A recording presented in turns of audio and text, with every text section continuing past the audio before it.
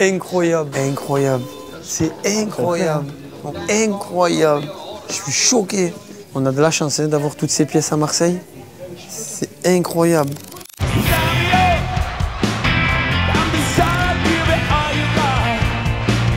Les Rolling Stones sont déjà venus en concert au Vélodrome? Vélodrome? Ils sont venus trois fois en concert à l'Orange Vélodrome. Incroyable. La dernière concert qu'ils ont fait en France, c'était ici. C'était en 2018. Incroyable. En quelle année ils arrivent pour la première fois aux États-Unis? 64? Ouais, 64, exactement. 64. T'as vu ça, la culture? Eh mec. Ouais, tu connais bien, hein. On s'immerge dans l'histoire des Rolling Stones. Ça, c'est la première photo du groupe, par exemple, tu vois. Ok. Et là, tu as un premier mur d'images, donc ça dure 4 minutes. Et en 4 minutes, on te montre ce que c'est les Stones.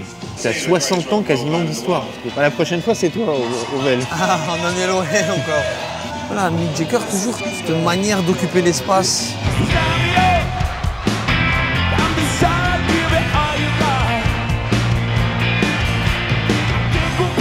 Là, on arrive dans un espace, c'est mythe de bande.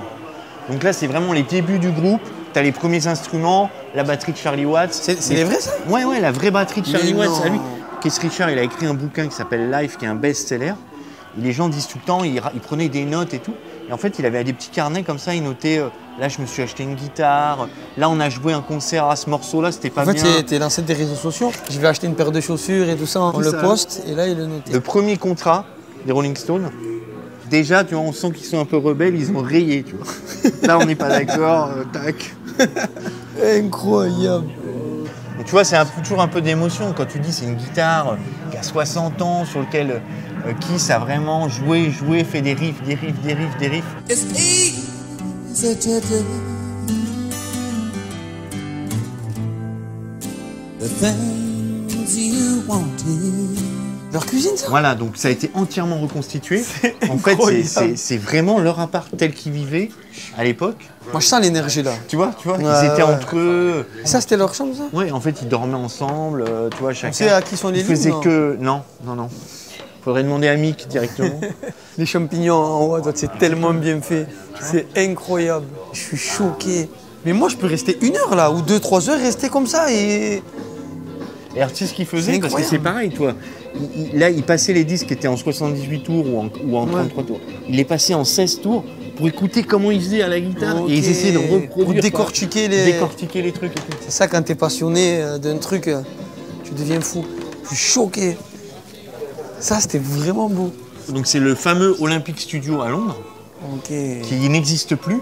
Et là, tu as le studio tel qu'il était quand ils ont enregistré Sympathy for the Devil. Et derrière, en fait, tu as des images de Jean-Luc Godard, donc réalisateur français, qui avait filmé tout l'enregistrement de Sympathy for the Devil et qui ensuite a fait un film de ça.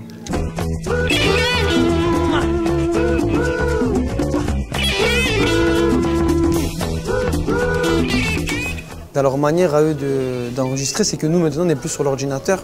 Et là, je les vois aller chercher des instruments différents et se dire qu'ils enregistrent tout d'un coup. Nous, c'est plus les pistes, on refait, nanana, etc. Là, si le bassiste il se trompe ou le guitariste, on refait tout. Ouais, c'est intéressant pour nous, en tout cas dans la musique, d'apprendre de nos sensei, quoi, entre guillemets. Il y a tellement de similitudes entre le rap et le rock. C'est une musique faite par des jeunes, dans l'alerte, ils ont besoin de parler. Et les Rolling Stones, ils explosent à un moment donné où aux États-Unis, tu as la guerre du Vietnam, tu as l'assassinat de Martin Luther King. Et 69, il y a Woodstock, non? Ouais. Et de toute façon, tu l'entends dans la musique Satisfaction.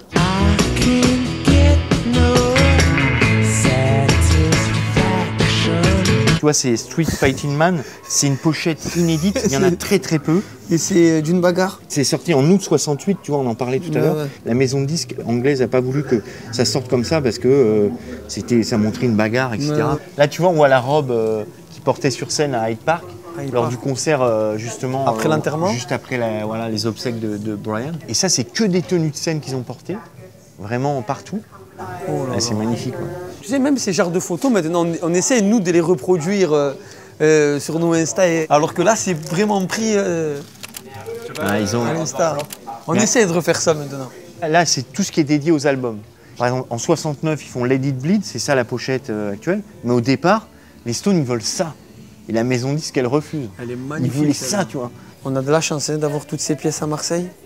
C'est incroyable. C'est les textes là? Ouais, ça, tu vas voir, c'est magique, ça va te plaire, ça, je pense. c'est les textes de Mick Jagger. Couplet 1, chorale, couplet 2, chorale, solo de guitare. C'est beau de voir ça. Et t'écris aussi comme ça sur papier ou J'écris au téléphone. Ah, au téléphone. Ouais, ouais. Ah oui, bah oui. J'écris au téléphone. Faut être avec son époque. Bah oui. Voilà, il y a les petites tablettes interactives, tu peux faire ton propre mix et tout, tu mets le casque, tu peux enlever la batterie, tac, Ok. tu fais ton mix quoi. Moi, je mettrais tout à fond, moi. Tu vois chaque piste un petit peu comment c'est fait. Trop bien.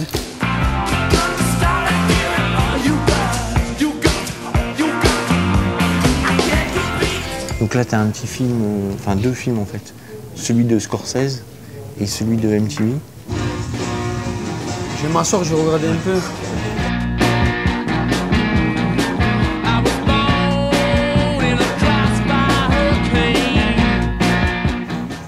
Ça, la fameuse langue, c'est en fait une déesse indienne que Mick Jagger aimait beaucoup, il avait mis en déco chez lui et c'est ça qui a donné l'idée pour faire la langue. Ok. Ça, c'est une tenue, c'est assez rigolo, c'est celle qui portait Mick Jagger en 2018 sur scène, le concert au stade, tu vois. Et c'est les premiers à avoir inventé des scénographies, tu vois, de scènes dans les années 70. Il faut une scène centrale, le fameux lotus qu'on voit là, tu vois. C'est incroyable pour l'époque, jamais personne n'avait fait des scènes comme ça. C'est ce qui a inspiré, tu vois, les croquis. Wilton de Munich. C'est laquelle de scène qu'ils ont eu à Marseille? Celle-là, elle est venue à Marseille. Celle-là, Marseille? Ouais. Et on arrive sur la fin de l'expo.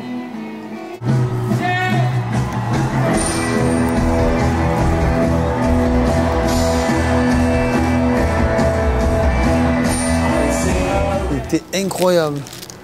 Et voilà. Il me manque ce stade quand même. Hein. Et tu te rends compte, il y avait Mick Jagger là. Exactement. Mick Jagger était là, sa scène. Et là, tout ça s'était rempli. On a 60 000 personnes. Et sur la pelouse aussi. Sur la pelouse aussi. Si moi demain je saccage une suite, je vais aller en garde à vue. Ils vont pas dire que c'est rock'n'roll. Tu vois ce que je veux te dire? Parce que je fais du rap. Donc voilà, non, il n'y aura pas d'équivalent aux Rolling Stones. C'était vraiment des rockstars. Tu te rends compte, s'il y avait Mick Jagger avec un iPhone 10, il aurait snap, il aurait filmé toutes ces conneries, tous ces trucs. C'est ça. Et ce qui est bien, c'est que ça permettait d'avoir un mystère, finalement. Et c'est le mystère qui est bien.